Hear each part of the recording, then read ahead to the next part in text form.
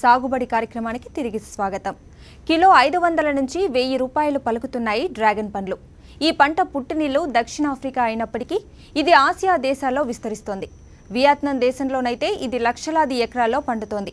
ఆ దేశ ఆర్థిక వ్యవస్థనే ప్రభావితం చేస్తూ దేశానికి గణనీయమైన ఆదాయాన్ని ఇస్తోంది. ఇక ఆరోగ్యపరంగా చూసినా అనేక విశిష్ట లక్షణాలు దీని సొంతమని నిపుణులు ఇప్పటికే ప్రకటించారు. దాంతో ఈ పండు వినియోగం ప్రపంచవ్యాప్తంగా పెరుగుతోంది. ఈ పంట సస్యరక్షణకు ఎంత ఖర్చవుతుంది, మార్కెట్ ఎలా, ఇది మన గిరిజన రైతులకు ఎంత మేరకు ఉపయోగం తదితర అంశాలను ఇప్పుడు చూద్దాం.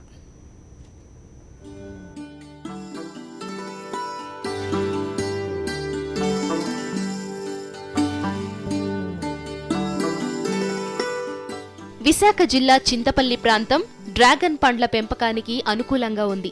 వీటి సాగుకు లక్షలాది రూపాయలు ఖర్చవుతున్నప్పటికీ ఆదాయం కూడా 2-3 ఇంతలుగా ఉండడంతో ప్రయోగాలు చేయడానికి సిద్ధంగా ఉన్న రైతులు దీనిపైన కన్నేశారు. ప్రస్తుతం ఆంధ్రప్రదేశ్లో దాదాపు 3 సంవత్సరాల క్రితం రైతు శ్రీరామ్ ఈ పంటను పండించడానికి నడుం బిగించారు. దీనికి అంతర్జాతీయంగా గిరాకీ బాగా ఉండడం గమనించారు. అంతేకాదు పండు కూడా మన దేశీయ రుచులకు అనుగుణంగా ఉండడంతో ఇక ఈయన ముందు వెనక చూడకుండా ఖర్చుకు వెనకాడకుండా దీని సాగును మొదలుపెట్టి విజయం సాధించారు. ఈ పంటకు పరపరాగ సంపర్కం అవసరముండదు. స్వపరాగ సంపర్కంతోనే పూత వస్తుంది. ఇలాంటి అనేక అంశాలపైన అవగాహనతోనూ ఇక్కడి వాతావరణం అందుకు అనుకూలంగా ఉండడంతోనూ ఈయన వీటి సాగును ఇక్కడ చేపట్టారు.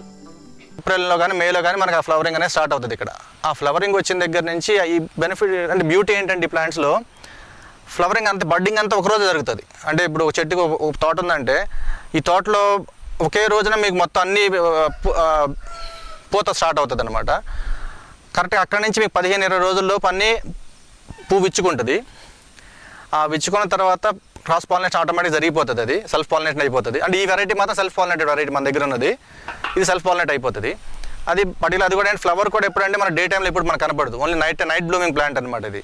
సో నైట్ టైం మీకు ఫ్లవర్ ఓపెన్ అవుతుంది, తెల్లవారుసరికి మీకు పువ్వు కూడా క్లోజ్ అయిపోతుంది. మళ్ళీ ఈ న్యాచురల్ బీస్ హనీ బీస్ అన్నీ ఉన్నాయి కదా, వీటితోనే పాలినేట్ అయిపోతుంటుంది అనమాట. పూత వచ్చిన దగ్గర నుంచి బ్లూమ్ అవ్వడానికి 15 డేస్ పడుతుంది కదా, అక్కడి నుంచి ఇంకా 40 డేస్కి మనకి కాయ పండి హార్వెస్టింగ్ స్టేజ్కి వస్తుంది అనమాట. ఇది కూడా చాలా అందంగా జరిపోతుంది. అప్పటిదాకా మీకు 35 డేస్ వరకు అంటే పువ్వు పూసిన తర్వాత 35 డేస్ వరకు కూడా ఏంటంటే కాయ పచ్చగానే ఉంటుంది. ఒక డేలో ఆరెంజ్ కలర్కి వచ్చేసి నెక్స్ట్ డే పింక్ కలర్కి వచ్చేస్తుంది అనమాట. అంటే ఆ పింక్ కలర్ వచ్చిన దగ్గర నుంచి మనం ఎక్స్పోర్ట్ చేసుకోవాలంటేనే అప్పుడే హార్వెస్ట్ చేసుకోవచ్చు. అంటే అక్కడి నుంచి మీకు 1 వీక్ వరకు మనం 1 వీక్ to 10 డేస్ మన క్రాప్ ఫీల్డ్ మీద ఉంచుకొని మనకు కావాలన్నప్పుడు హార్వెస్ట్ చేసుకోవచ్చు అనమాట. అది ఏ పంటకైనా మద్దతు ధరలు, మార్కెట్ సౌకర్యాలు చాలా ముఖ్యం. అయితే డ్రాగన్ ఫ్రూట్ పంటకు మార్కెట్ బాగా ఉండడంతో పంట అమ్మకానికి ఎలాంటి ఇబ్బందులు లేవు. ముంబై, ఢిల్లీలో, బెంగుళూరులలో కిలో 500 నుంచి 1000 రూపాయల వరకు అమ్ముడవుతోంది. వ్యాపారులు కూడా ముందుగానే పంటను బుక్ చేసుకునే పరిస్థితులు కూడా ఉన్నాయి. ఇక ఆరోగ్యపరంగా ఎలాంటి విశిష్ట లక్షణాలున్నాయో చూద్దాం. ఫ్రూట్ అయితే పండిస్తాం, మార్కెటబిలిటీ చూడాలి. ఈ మార్కెటబిలిటీ చూస్తే ఇప్పుడు మనకి ముంబై, ఢిల్లీ తర్వాత బెంగళూరులో మాత్రం చాలా హెవీ డిమాండ్ ఉందన్నమాట. రఫ్లీ about 500 to 1000 rupees per KG కూడా అమ్ముతున్నారు మార్కెట్లో. బెనిఫిట్స్ వైజ్ చూస్తే ఏంటంటే మనకి ఇది హై ఇన్ యాంటీ ఆక్సిడెంట్స్ అనమాట. ఇమ్యూనిటీ పవర్ పెంచుతుంది, డెంగ్యూ ఫీవర్కి బాగా పనిచేస్తుంది, బీపీని కంట్రోల్ ఉంచడానికి. యాంటీ ఆక్సిడెంట్స్ వల్ల అంటే క్యాన్సర్ నిరోధకానికి కూడా పనిచేస్తుంది బాగా అని చెప్పేసి హెవీగా చెప్తున్నారు అనమాట దానికి. సో డిమాండ్ వైజ్ ఇప్పుడు అంతా కూడా మోస్ట్ ఆఫ్ ద ఫ్రూట్ అంతా మనకి ఇండియాలో వచ్చేది ఏంటంటే అంతా కూడా ఇంపోర్ట్ జరుగుతుంది. సో ఇంపోర్ట్ చేసుకున్న ఫ్రూటే మనం అమ్ముతున్నాం. అంటే ఎగ్జాటిక్ ఫ్రూట్ కింద నడుస్తుంది మార్కెట్లో. ఇప్పుడు 5 స్టార్ మార్కెట్ అంటే ఒక 1 year బ్యాక్ వరకు కూడా ఏంటంటే మొత్తం అంత 5 స్టార్ మార్కెట్స్లో మాత్రమే యూస్ చేసేవాళ్ళు, 5 స్టార్ హోటల్స్లో వరకు యూస్ చేసేవాళ్ళు. ఇప్పుడు ఏమవుతుందంటే జనరల్ పబ్లిక్లో కూడా ఈ సిటీస్లో అంతా కూడా నడుస్తుంది. నేను రీసెంట్గా మన ఫ్రూట్ మార్కెట్ చేసి హైదరాబాద్లో మార్కెట్ చేస్తున్నాము. సో హైదరాబాద్ వాళ్ళకు కూడా రీసెంట్గా ఇప్పుడు హైదరాబాద్ మార్కెట్కి కూడా వస్తుంది, చెన్నై మార్కెట్కి అంతా టోటల్ ఇండియన్ మార్కెట్ వస్తుంది అనమాట. అది మేము అనుకోవటం ఏంటంటే మేబీ ఫార్మర్స్ ఎక్కువ వచ్చేసి చేస్తే మేబీ కొంచెం తగ్గచ్చేమో ప్రైజింగ్ అనుకోండి. వీళ్ళు ప్రజెంట్ ఇంపోర్ట్ జరుగుతుంది కాబట్టి రేట్ కొంచెం హెవీగా ఉంది. మన ప్రొడక్షన్ వచ్చేస్తే కనుక ఇండియన్ ప్రొడక్షన్ వచ్చేస్తే రఫ్లీ అబౌట్ కేజీ 500 రూపీస్కి లేదా 400 రూపీస్కి ఆ రేంజ్లో మనకి దొరకవచ్చు అనేది ఆలోచన అనమాట. పంట విస్తీర్ణం పెంచడానికి రైతు శ్రీరామ్ ప్రయత్నిస్తున్నారు. అంతేకాదు ఔత్సాహిక రైతులు దీన్ని పండించాలనుకుంటే వారికి సాయం కూడా చేస్తానని అంటున్నారు. విత్తనం దగ్గర నుంచి అమ్మకం వరకు అన్ని దశలపైన తనకొచ్చిన అనుభవాన్ని ఇతరులతో పంచుకోవడానికి ఈయన సిద్ధంగా ఉన్నారు. పంట విస్తీర్ణం పెరిగితే పండు ధర తగ్గి అందరికీ అందుబాటులోకి వస్తుందని ఈయన అంటున్నారు. అయితే వాతావరణం, నేలలు అనుకూలిస్తేనే దీన్ని పండించాలని ఈయన అంటారు. ప్రారంభంలో ఎక్కువ ఖర్చయినప్పటికీ సస్యరక్షణ చర్యలకు మాత్రం పెద్దగా ఖర్చు లేదని ఈయన చెబుతున్నారు. స్తంభాలు, వెదురు బొంగులు నెలకొల్పడానికే ఎక్కువ ఖర్చవుతుంది. మెయింటెనెన్స్ ఏం ఎక్కువైతే లేదు. ఫస్ట్ అయితే మన ప్లాంట్ పోల్కి పట్టించేంత వరకు మాత్రం మన టైం పడుతుంది అనమాట. అంటే ఏదైతే పడుతున్నామో 4 మొక్కలు పెడతాం కదా, 4 మొక్కలు కట్టుకుంటూ పైదాకా తీసుకొని రావాలి వాటిని. అది ఒకటి మన టైం పడుతుంది. మిగతా వరకు ఏంటంటే చాలా హార్డీ ప్లాంట్ ఇది. వర్షం ఉన్నా లేకపోయినా, నీరు ఒక 4 నెలలు లేకపోయినా కూడా చెట్టు అయితే బతికిపోతుంది. కానీ మేము చూసిన దాంట్లో ఏంటంటే వాటర్ కనుక కంటిన్యూగా అట్లీస్ట్ డ్రిప్లోనో లేకపోతే ఎట్లా వాటర్ ఇస్తుంటే అట్లీస్ట్ 15 డేస్కి ఒకసారి వాటర్ ఉంటే చెట్టు చాలా ఫాస్ట్గా పెరుగుతుంది అనమాట. అది ఇదే చెట్టు పెరిగిపోయిన తర్వాత మన ఈల్డ్ కూడా ఫాస్ట్గా వస్తుందండి వాటర్ ఉన్నప్పుడు. అయితే వాటర్ లేకపోయినా చెట్టు చనిపోదు, బట్ మేబీ సైజ్ పెరగటంలో, గ్రోత్లో కొంచెం తక్కువగా ఉంటుంది. అది యువ రైతు శ్రీరామ్ పండిస్తున్న డ్రాగన్ పండ్లు ఒక్కొక్కటి 420 గ్రాముల వరకు బరువు ఉంటున్నాయి. ఇది ఆశించిన స్థాయిలో ఉన్నాయని శాస్త్రవేత్త చంద్రశేఖరరావు అంటున్నారు. ఈయన వేసిన వెరైటీ 2 సంవత్సరాలలోపే కాపుకొచ్చింది. దాదాపు 22 సంవత్సరాల వరకు ఇది ఆదాయాన్నిస్తూనే ఉంటుంది. ఈ విత్తనాల ద్వారా ప్రవర్ధనం చేస్తే ఇది సుమారుగా కొంతమంది శాస్త్రవేత్తల యొక్క ఎక్స్పీరియన్స్ని బట్టి తెలుసుకున్నదంటే 5 సంవత్సరాల వరకు సమయం పడుతుందని చెప్పి తెలిసిందండి. అదే శాఖీపరంగా మనం ప్రవర్ధన చేసినప్పుడు మన చైనా కానీ, వియత్నాం కానీ ఆ దేశాల్లో 2 సంవత్సరాలు పడుతుందండి కాపుకు రావడానికి. కానీ మన దగ్గర ఉన్నటువంటి అనుకూలమైన వాతావరణం వల్ల మనకి 18 నెలల్లోనే, సంవత్సరం నుంచి 18 నెలల్లోనే మనకి ఈ యొక్క దిగుబడి కాపు అనేది వస్తుంది. అంటే ఫ్లవరింగ్ వస్తుంది, తర్వాత కాయలు కూడా మంచి క్వాలిటీ కాయలు వస్తున్నాయండి. అదే ఈ వియత్నాము, చైనీస్ వాళ్ళకి 280 నుంచి 300 గ్రాములు వాళ్ళ దగ్గర ఫ్రూట్ వెయిట్ వస్తుంటే, మన దగ్గర ఈ చింతపల్లి ప్రాంతంలో పండేటువంటి కాయలు 400 నుంచి 420 గ్రాములు రావడం అనేది అంటే క్వాలిటీ పరంగా చాలా ఎక్కువ ఉంది. ఈ బిజినెస్ పీపుల్కి ఏంటంటే ఈ పోస్ట్ హార్వెస్ట్ లైఫ్ ఎక్కువ ఉంది. హార్వెస్ట్ చేసిన తర్వాత దీనికి లైఫ్ అనేది ఎక్కువ ఉంటుంది. ఎక్కువ సమయం వాళ్ళకి రావడం వల్ల వాళ్ళు అమ్ముకోవడానికి కూడా ఎక్కువ టైం దొరికినట్టు ఉంటుంది. అది కాకుండా దీనిలో రైపన్ అవ్వడానికి ఫ్రూట్కి ఈ ఇథిలిన్ ఇలాంటివి కూడా ఏం అవసరం లేదు. డైరెక్ట్ న్యాచురల్గానే ఈ యొక్క మదర్ ప్లాంట్ మీదే, తల్లి మొక్క మీదే న్యాచురల్గా రైప్ అయిన ఫ్రూట్నే మనం హార్వెస్ట్ చేస్తామండి. హార్వెస్ట్ చేయడానికి కూడా ఇది మెచ్యూరిటీ ఇండెక్స్ ఏంటంటే ఆ ఎరుపు రంగు కలర్ వచ్చినాక మాత్రమే మనం వాటిని హార్వెస్ట్ చేస్తాం. వియత్నాం దేశానికి డ్రాగన్ పండ్ల పంట గణనీయమైన ఆదాయాన్ని చేకూరుస్తోంది. ఆగ్నేయ ఆసియా దేశాల్లో చాలా చోట్ల వేలాది ఎకరాల్లో దీన్ని పండిస్తున్నారు. కాబట్టి మన దేశంలో కూడా వీలున్న చోట్ల దీన్ని మన రైతులు పండించవచ్చు. అటు తమ ఆదాయాలను, ఇటు దేశానికి విదేశీ మారక ద్రవ్యాన్ని సంపాదించవచ్చని రైతు శ్రీరామ్ చెబుతున్నారు.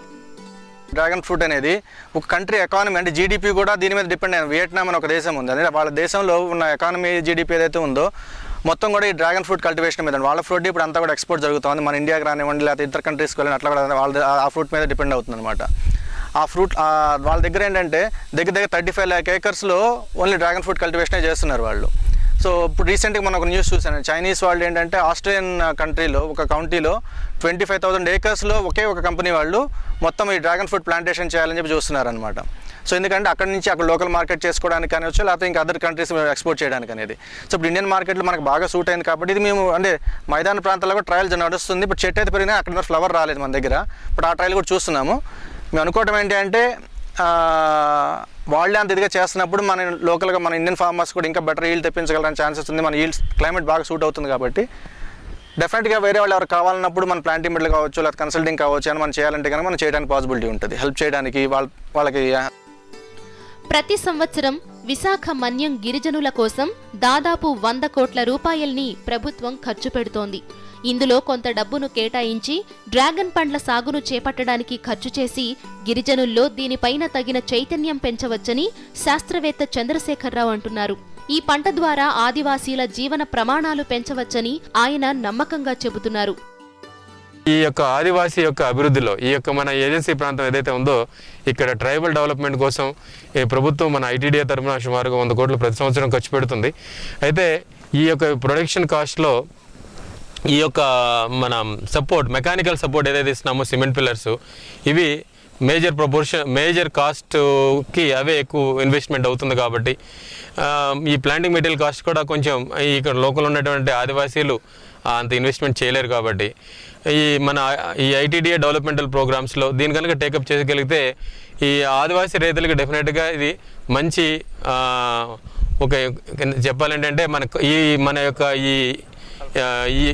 ఈ యొక్క విశాఖ ఏజెన్సీ ప్రాంతంలో ఏదైతే మనం కాఫీ ఎక్కువ ఇన్కమ్ ఎలా వస్తుందో అలాగే రాబోయే కాలంలో భవిష్యత్తులో ఈ డ్రాగన్ ఫ్రూట్ కూడా వీళ్ళ యొక్క లైవ్లీహుడ్ మీన్స్ అంటే వీళ్ళకి ఒక ఆదాయపు వనరు కింద తయారవుద్దని చెప్పి డెఫినెట్గా మనం ఆలోచించవచ్చండి. ఇది డ్రాగన్ ఫ్రూట్ను కేవలం తినడానికే కాదు, దీని ద్వారా అనేక ఉప ఉత్పత్తులను తయారు చేస్తున్నారు.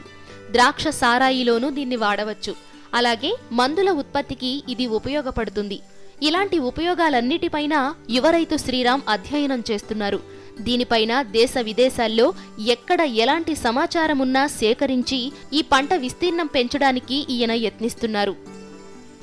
ఇప్పుడు ఒక కంట్రీ ఎకానమీ దాని జీడిపిని ఈ ప్లాంటేషన్ మీద డిపెండ్ అయినప్పుడు మన లోకల్ ఏజెన్సీ అవ్వచ్చు లేకపోతే ఇంకా అదర్ మైదాన ప్రాంతాల్లో మన ట్రయల్స్ నడుస్తున్నాయి. సో మేము యాక్చువల్లీ ఏమనుకుంటున్నామంటే ఎక్స్పోర్ట్ ఓరియంటెడ్గా ఒక 1000 acres 100 acres ప్లస్లో ప్లాంటేషన్ జరిగినప్పుడు ఎక్స్పోర్ట్ అంటే యూకేలో బాగా డిమాండ్ ఉంది ఆల్రెడీ. అండ్ ఈ వైనరీ యూనిట్ కోసం అని చెప్పేసి ఇప్పుడు లండన్లో కూడా ట్రయల్ కోసం వెళ్తున్నాము. అది కనుక సక్సెస్ అనుకుంటే కనుక ఆ వైనరీ యూనిట్ కూడా ఇక్కడ ప్రాసెస్ ఇండస్ట్రీ పెట్టి ఇక్కడ నుంచి ఫర్దర్ డెవలప్ చేయాలన్నమాట. అంటే ఇక్కడ లోకల్ పండించే వాళ్ళ దగ్గర నుంచి మనం పర్చేస్ చేసుకుంటూ దాని నుంచి వైన్ ప్రిపరేషన్ అవ్వచ్చు. తర్వాత ఇదేంటంటే ఈ స్క్వాష్లో కూడా బాగా ఎక్కువ యూస్ చేస్తున్నారు, ఐస్ క్రీమ్స్లో ఎక్కువ యూస్ చేస్తున్నారు అనమాట. అంటే అదర్ కంట్రీస్లో వాళ్ళకి ప్రాసెస్ ఫుడ్ లాగా వెళ్ళాల్సి వస్తుంది. సో ఆ ఇండస్ట్రీ ఏదో పెట్టాలని చెప్పి ఫ్యూచర్లో నేను యూకేలో కూడా అదే ప్లాన్ చేస్తున్నాను అనమాట. ఇప్పుడు అక్కడికి ఎక్స్పోర్ట్ యూనిట్ ఒకటి స్టార్ట్ చేసేసి దాని నుంచి మనం అక్కడ ఇంపోర్ట్ చేసుకుంటే అట్లాగా. అలాగనే ఈ వైనరీ కూడా ఇక్కడ ప్లాన్ చేయాలని ప్లానింగ్ అనమాట. సో దాన్ని బేస్ చేసుకుంటే ఏంటంటే మనకి లోకల్ ప్రైస్ ఎక్కువ వస్తుంది, దాని వాల్యూ యాడెడ్ ప్రోడక్ట్స్ కూడా యాడ్ అవుతుంటాయి అనమాట. ఓన్లీ డైరెక్ట్ ఫ్రెష్ ఫ్రూట్ లాగానే కాకుండా దీన్ని మనం అదర్ ప్రోడక్ట్స్లో కూడా వాల్యూ యాడెడ్ ప్రోడక్ట్స్ అంటే స్క్వాష్ అవ్వచ్చు, జ్యూసెస్లో కావచ్చు, మనకు వైన్లో కావచ్చు, తర్వాత కొన్ని మెడిసిన్స్లో కూడా వాడతామంట అనమాట. సో వీటన్నిటికి కూడా ఏంటంటే ఆ ప్రాసెస్ యూనిట్ మేము ఇక్కడ ప్లాన్ చేస్తున్నాం. ఇతర దేశాల కంటే మన ఆంధ్రప్రదేశ్లో సాగవుతున్న డ్రాగన్ పండ్లే రంగులోనూ రుచిలోనూ బరువులోనూ నాణ్యంగా ఉన్నాయని శాస్త్రవేత్తలు స్పష్టం చేస్తున్నారు.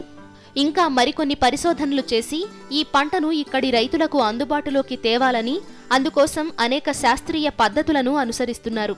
వ్యవసాయ రంగంలో కొత్తదనం కోసం ఈ రైతు చేస్తున్న ప్రయత్నం ఎంతైనా అభినందనీయం. వ్యవసాయ విశ్వవిద్యాలయాల స్థాయిలో ప్రయోగాత్మకంగా చేయాల్సిన పనిని ఈ యువ రైతు ఎంతో ధైర్యంతో చేయడం ప్రశంసనీయం, ఆదర్శనీయం. దాసరి ప్రకాష్, సాక్షి న్యూస్, విజయవాడ.